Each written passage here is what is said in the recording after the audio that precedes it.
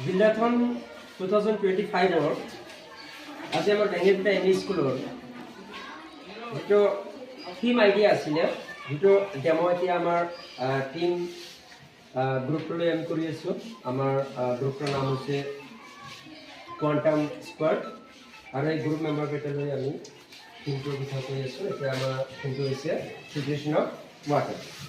তোমালোকে জানা যে আমি পানী কেনেকৈ ফিল্ট্ৰেশ্যন কেতিয়া আমি ফিল্ট্ৰেশ্যন কৰোঁ যেতিয়া আমাৰ পানীটো নষ্ট হৈ যায়।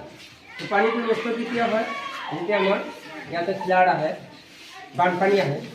বানপানীটো কিয় হয় তোমালোকে জানা, যেনিবা কৃত্ৰিম বানপানী হয়, কেতিয়াবা প্ৰপাৰ ড্ৰেইনেজ চিষ্টেম নাথাকে তাৰ কাৰণে বানপানী হয়, কেতিয়াবা এক্সেচিভ মানে বেছি বৰষুণ হোৱাৰ কাৰণে বানপানী হয়, কেতিয়াবা আকৌ কি কয় নদী বান্ধ যেতিয়া দিয়ে তাৰ কাৰণে কি হয় আমাৰ বানপানী হয়।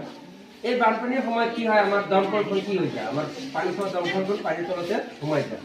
তো এইখন পানী আমি কেনেকৈ ব্যৱহাৰ কৰিব পাৰোঁ, ইয়াৰ এটা আইডিয়াৰ কাৰণে তোমালোকক এটা পোৰ্টেবল বা হাতেৰে লৈ ফুৰা এটা কি কৰা যায় এটা ফিল্টাৰ বনাই তোমালোকক দেখাই দিয়া হ'ব। যিটো ফিল্টাৰ তোমালোকে সকলোৱে কি কৰিব পাৰিবা, বনাব পাৰিবা ঘৰতে।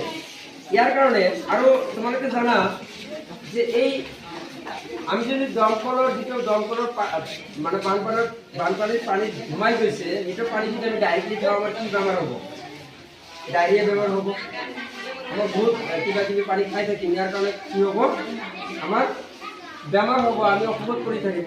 সেইকাৰণে আমি কি কৰিব লাগিব, এইটো আমি এটা ফিল্টাৰৰ সহায়ত ফিল্টাৰ কৰি খাব পাৰিম।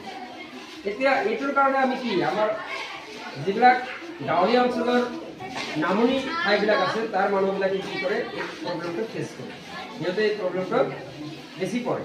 তাৰ কাৰণে আমি এতিয়া কি কৰিম, আমাৰ গ্ৰুপত দেখাই দি আছোঁ। ইয়াৰ কাৰণে আমি এটা পোৰ্টেবল এটা ফিল্টাৰ বনাম।